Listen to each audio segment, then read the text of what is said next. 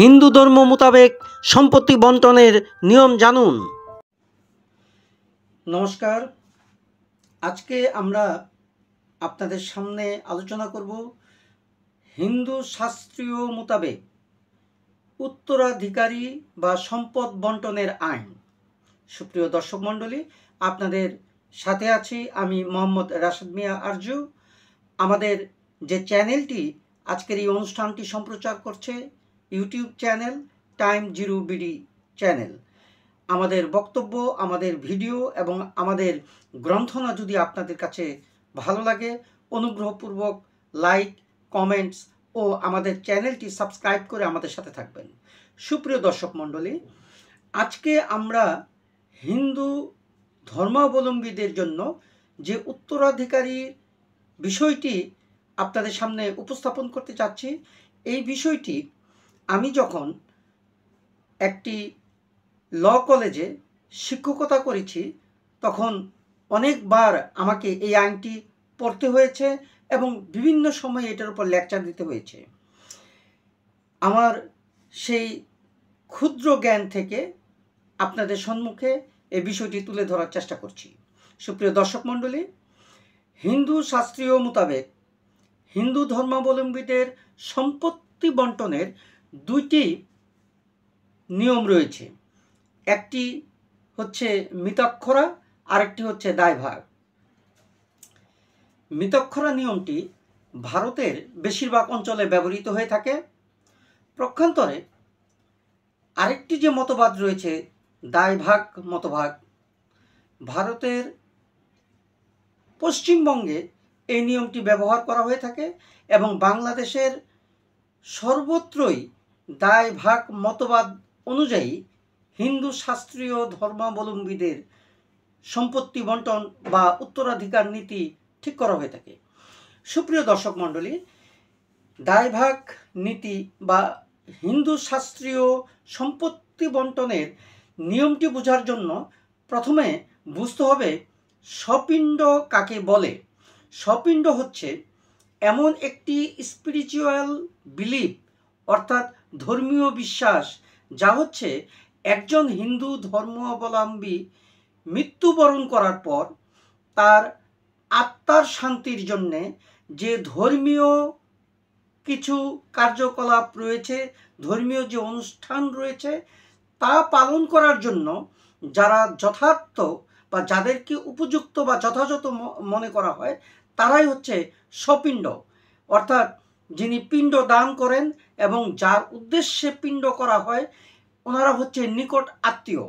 অর্থাৎ হিন্দু দায়ভাগ রীতি অনুযায়ী সম্পত্তির উত্তরাধিকারী প্রাপ্ত হওয়ার জন্য স্বপিণ্ড হওয়া অত্যন্ত আবশ্যক এবং জরুরি।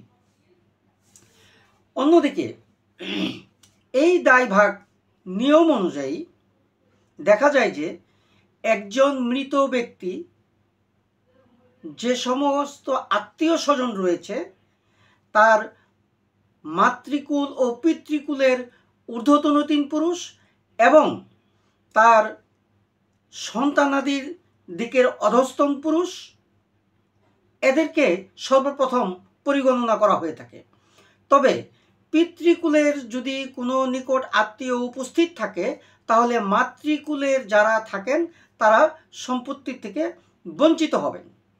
অন্যদিকে এই স্বপিণ্ড যারা অর্থাৎ নিকট আত্মীয়, তাদের মধ্যে 5 শ্রেণীর মহিলা রয়েছে। এই মহিলাগুলি কারা? প্রথমত হচ্ছে মৃত ব্যক্তির বিধবা স্ত্রী, মৃত ব্যক্তির মাতা, মৃত ব্যক্তির কন্যা, মৃত ব্যক্তির পিতার মাতা, পঞ্চমত হচ্ছে পিতার মাতা। এই 5 জন ব্যক্তিও সম্পত্তির হকদার। তবে তারা হচ্ছেন জীবন সত্ত্বের অধিকারী, অর্থাৎ এই সম্পত্তিগুলো যতদিন থাকবেন তারা ততদিন এই সম্পত্তিগুলি ভোগ করতে পারবেন। তবে তাদের বিক্রি করার নিরঙ্কুশ ক্ষমতা বা অধিকার নেই। তবে বিশেষ ক্ষেত্রে তারা সম্পত্তি হস্তান্তর বা বিক্রয় করতে পারেন। যেমন যদি স্বপিণ্ডদের মধ্যে যারা প্রাপ্ত হচ্ছেন এর মধ্যে যদি নাবালক থাকেন, অর্থাৎ পুত্র যদি নাবালক অবস্থায় থাকে, সেক্ষেত্রে পুত্রের মাতা অর্থাৎ মৃত ব্যক্তির স্ত্রী এবং অন্যান্য যারা জীবন সত্ত্বের ভোগদার হন, তখন ওই মৃত ব্যক্তির মৃত্যুর পর পিণ্ডদানের যে অনুষ্ঠান তার খরচ নির্বাহ করার জন্য এবং যিনি পুরুষ সন্তান রয়েছে সে যদি নাবালক হয় তার ভরণপোষণ, চিকিৎসা, শিক্ষা ইত্যাদি বিষয়ের ক্ষেত্রে প্রয়োজনীয়তা দেখা দিলে শর্ত সাপেক্ষে নিয়ম অনুযায়ী তারা এই যারা জীবন সত্ত্বের অধিকারী রয়েছেন তারা সম্পত্তির অংশ বিক্রি করতে পারেন। তাছাড়া তাদের বিক্রি করার কোনো বা হস্তান্তর করার অধিকার নেই এবং এই পুরুষ উত্তরাধিকার যখন পূর্ণবয়স্ক হবেন তখন এই সম্পত্তির পূর্ণ অধিকার অর্থাৎ মালিকানা সত্ত্ব ওই পুরুষ উত্তরাধিকারীর কাছে চলে যাবে। তবে জীবন সত্ত্বের যারা অধিকারী রয়েছেন তারা ভোগ দখলে থাকতে পারবেন, অর্থাৎ তারা ভোগ করতে পারবেন। আমরা এই আলোচনা থেকে বুঝতে পারছি যে একজন হিন্দু ব্যক্তি তিনি পুরুষ বা মহিলা যাই হন না কেন তিনি মৃত্যুবরণ করার পর তার সম্পত্তির ওয়ারিশদার হবেন তার সন্তানদের মধ্যে পুরুষ সন্তান অর্থাৎ পুত্র। যদি পুত্র না থাকে তাহলে পুত্রের পুত্র, পুত্রের পুত্র না থাকলে তার পুত্র, এইভাবে ক্রমশ নিচের দিকে যাইতে থাকবে।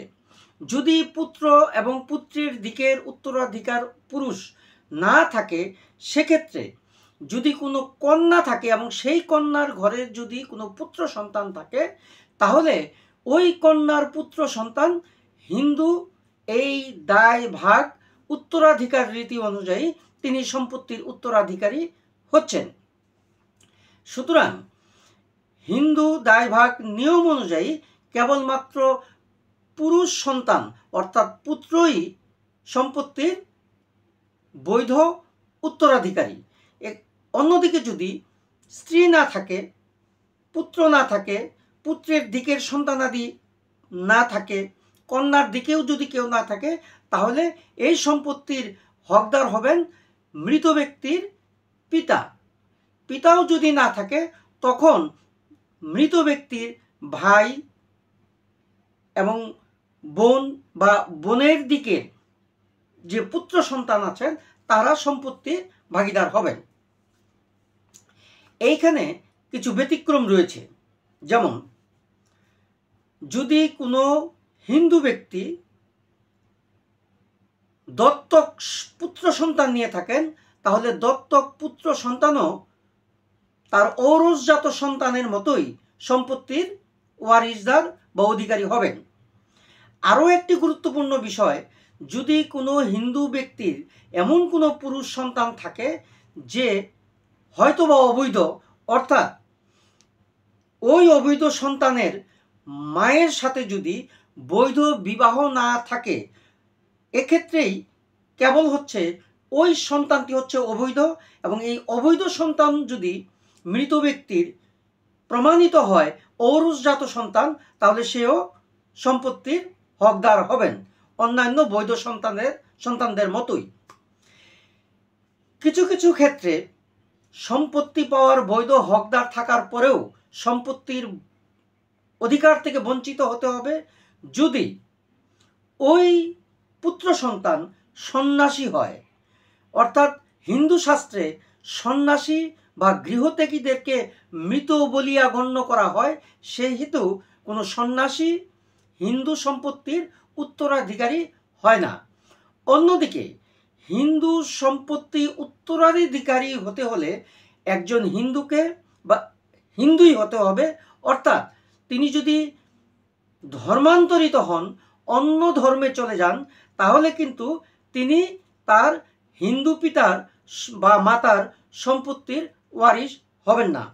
অন্যদিকে তিনি তার পিতার বা মাতার বৈধ উত্তরাধিকারী হওয়ার ক্ষেত্রে থেকে বঞ্চিত হবেন যদি তিনি পিতা বা মাতার হত্যা করার জন্য দোষী সাব্যস্ত হন, অর্থাৎ উত্তরাধিকারী যদি তার পিতা বা মাতাকে মৃত্যুর জন্য বা হত্যা করার জন্য দায়ী হয়, সেক্ষেত্রেও তিনি সম্পত্তি থেকে বঞ্চিত হবেন। সুতরাং এই যে হিন্দু দায়ভাগ নীতির যে নির্যাস আমরা বলতে পারি, তা হচ্ছে একজন হিন্দুর সম্পত্তির বৈধ অধিকার হচ্ছে তার পুত্র সন্তান। তবে যদি পুত্র সন্তান না থাকে, বিভিন্ন শাখা প্রশাখা রয়েছে শাস্ত্রীয় মতবাদের, সেই মোতাবেক অন্যান্যরা ওয়ারিশদার বা হকদার বা অধিকারী হবেন। আশা করি আমাদের এই ভিডিওটি আপনাদের পারিবারিক ও সামাজিক জীবনে ভূমিকা রাখবে এবং আপনাদের কাজে লাগবে। এবং আপনাদের যদি মনোভূত হয়, আমাদেরকে কমেন্টস করে জানাবেন, লাইক দিবেন এবং আমাদের চ্যানেলটি সাবস্ক্রাইব করবেন। ধন্যবাদ।